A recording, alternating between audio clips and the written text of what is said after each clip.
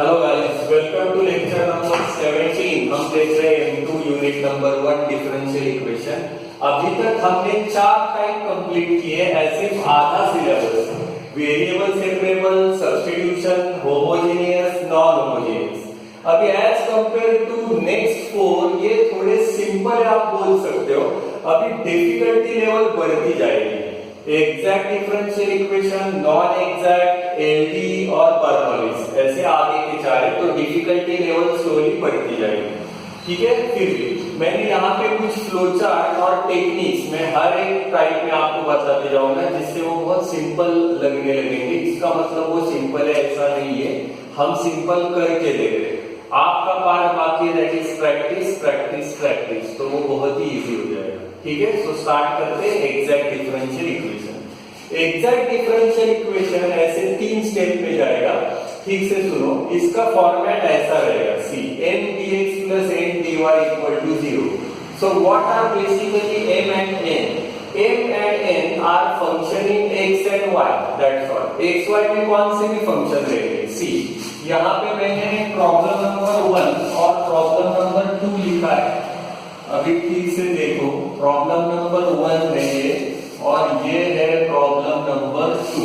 तो यहाँ पे देखोगे, see this is m and this is n। See m dx plus n dy equal to 0। See m dx plus n dy equal to 0। तो इस format में आपको कौन सा भी प्रॉब्लम दिखाई दिया, एग्जैक्ट डिफरेंशियल इक्वेशन। सिमिलरली यहाँ पे देखो second problem, C this is m and this is n। c m dx plus n dy equal to 0। तो यहाँ पे m और n क्या है, simply functions in x and y। Clear, तो x and y clear. So first step is over. तो हमें form check करना था, हमने फॉर्म चेक किया। अभी आगे जाके कंडीशन चेक करेंगे, वेदर डायपा n by डायपा y is equal to डायपा n by डायपा x। अभी डायपा इसका मतलब आपको मालूम होना चाहिए, m1 में था, डायपा n है पार्शियल डेरिवेटिव। तो कॉन्सेप्ट उसका भी सिंपल है, लेकिन कंफ्यूजन होता है। ये देखो, डायपा n by डायपा y, डायपा यानी ये देखो, सिंपली अगर आपको नॉर्मल डेरिवेटिव निकालना हो तो dy dx लिखते, तो उसको कर्ली किया तो ये हो गया डायपा। डायपा यानी पार्शियल डेरिवेटिव, पार्शियल डेरिवेटिव यानी यू कैन से आधा derivative. See with respect to y कर रहे हो तो x कांस्टेंट रखो, विद रिस्पेक्ट टू x कर रहे हो तो y कांस्टेंट रखो। कॉन्सेप्ट एकदम सिंपल। तो मैंने यहाँ पे ब्रैकेट के बाहर हमें ये ऑलवेज लिखना है, तो मन में रहता है, हाँ विद रिस्पेक्ट टू y करना है x constant, with respect to x करना है y कांस्टेंट। तो सिली मिस्टेक्स नहीं होते, क्योंकि अभी इसके आगे आपका कंफ्यूजन स्टार्ट होगा, क्योंकि आपको इंटीग्रेशन भी निकालना है और डेरिवेटिव भी निकालना है। क्लियर, तो फॉर्मूले में कंफ्यूजन हो सकता है। सो यहाँ पे देखो, अब ये कंडीशन, ये जब कंडीशन सेम आएगी, then and then you can say that given differential equation is exact. अगर ये नहीं आया सेम, then it will be non exact, तो वो आगे के टाइप में जाएगा।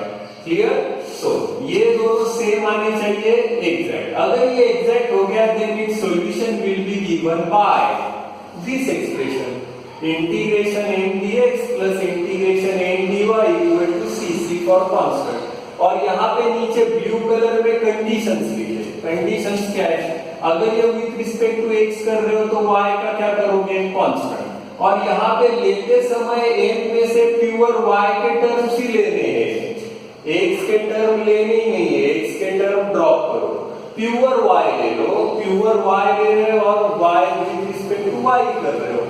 क्लियर, तो मैं 1 by 1 समझाता हूँ। अभी फर्स्ट प्रॉब्लम बोलो, ये फर्स्ट प्रॉब्लम। तो पहले फर्स्ट स्टेप चेक करेंगे, m dx n dy equal to 0 already है, m dx plus n dy equal to 0।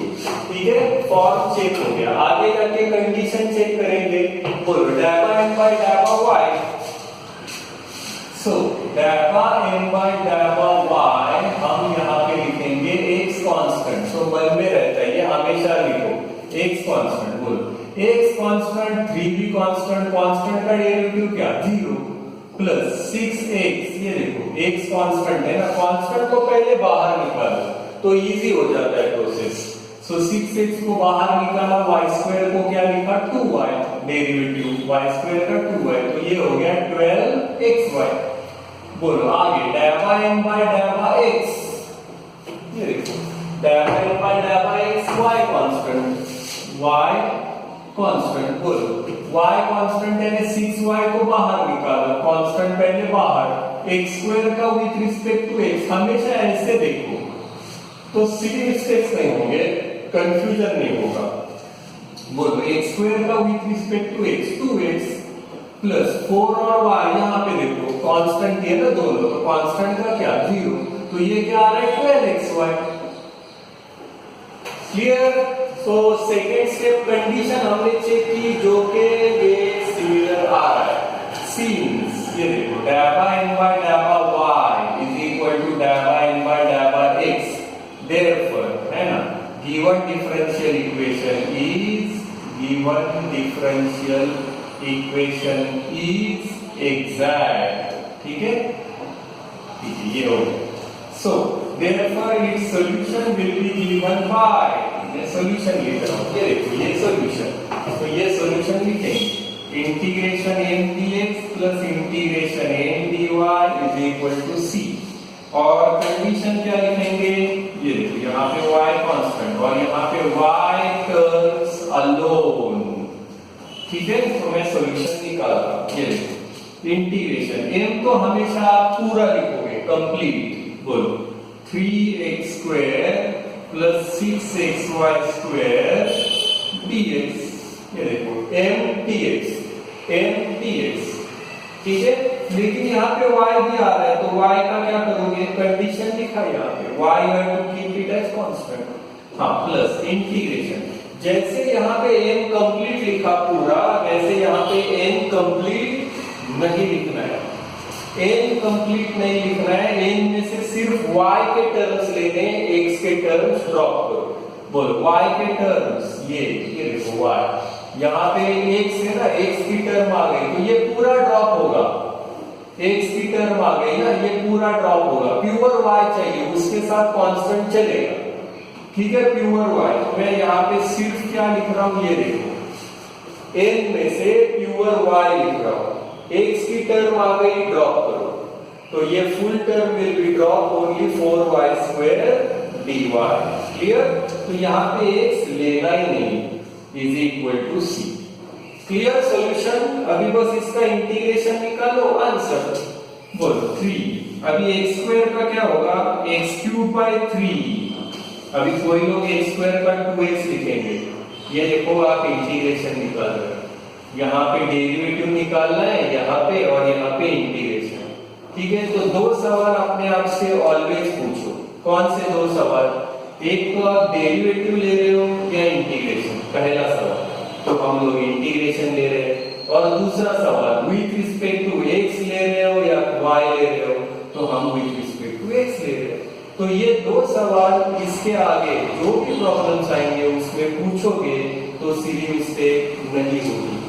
Clear, तो आप इंटीग्रेशन निकाल रहे हो और विथ रिस्पेक्ट टू x निकाल रहे हो।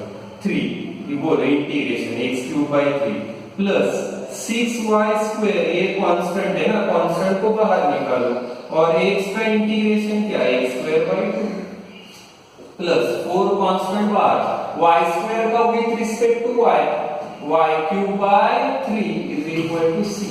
तो ये आ गया आपका फाइनल आंसर। इसमें क्या 3 कैंसिल, 2 3 राइट, ये आ गया। क्लियर, 3 स्टेप, पहला step m dx plus m dy equal to 0, दूसरा स्टेप कंडीशन हमने चेक की, और तीसरी स्टेप सॉल्यूशन। ठीक है, दूसरा प्रॉब्लम समझाता हूं तो आपका कॉन्सेप्ट एकदम क्रिस्टल क्लियर हो जाएगा। बोलो फर्स्ट स्टेप, यही 3 स्टेप फॉलो करेंगे। बोलो पहला m dx plus m dy check किया है फॉर्मेट में, अभी आगे जाके कंडीशन निकालेंगे। बोलो डावा m बाय डावा y यानी x कांस्टेंट, बोलो x कांस्टेंट यानी ये दोनों constant 0, 2x constant, y square का क्या 2y प्लस y क्यूब का हमेशा ऐसे देखो, ये देखो ऐसे y क्यूब का with respect to y 3y square. Clear, तो ये क्या आता है 4xy प्लस 3y स्क्वायर, है ना।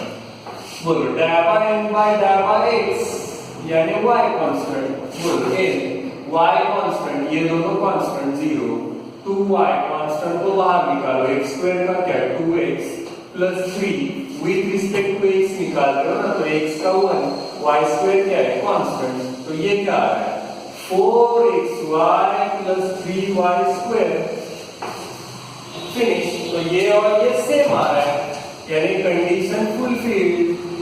तो हम क्या लिखेंगे, सिंस डाबा n बाय डाबा y इज इक्वल टू डाबा n बाय डाबा x, therefore given differential equation is exact, right? Then its solution will be given by, बोलो solution, integration m dx plus integration n dy is equal to c। Last पे बोलो, यहाँ पे y constant, यहाँ पे y terms alone. अभी ध्यान से देखो, वापस एक बार मैं सॉल्यूशन बता रहा हूँ। बोलो इंटीग्रेशन m dx, m तो हमेशा पूरा लिखोगे, e raised to x 2xy square plus y cube, ये देखो m dx, प्लस n हमेशा पूरा नहीं लिखोगे, n में से क्या है प्योर y के टर्म्स लेने, बोलो n, यहाँ पे एक से ड्रॉप, यहाँ पे एक से ड्रॉप, ये देखो प्योर कांस्टेंट चलेगा, प्योर y क्या है a raised to y dy is equal to c। अभी समझ में आया सॉल्यूशन, m हमेशा आपको पूरा लेना है कंप्लीट, n आपको कंप्लीट नहीं लेना है, n में से प्योर y के टर्म्स लेने हैं।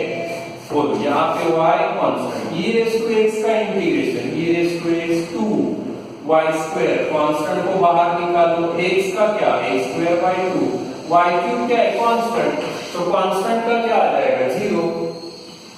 Silly mistake. मैंने जो कहा था, दो सवाल अपने आप से पूछो, एक तो आप डेरिवेटिव ले रहे हो या इंटीग्रेशन, पहला सवाल आप इंटीग्रेशन ले रहे हो, और विद रिस्पेक्ट टू क्या ले रहे हो x, तो इंटीग्रेशन ले रहे हो तो कांस्टेंट का डेरिवेटिव 0 होता है, इंटीग्रेशन नहीं।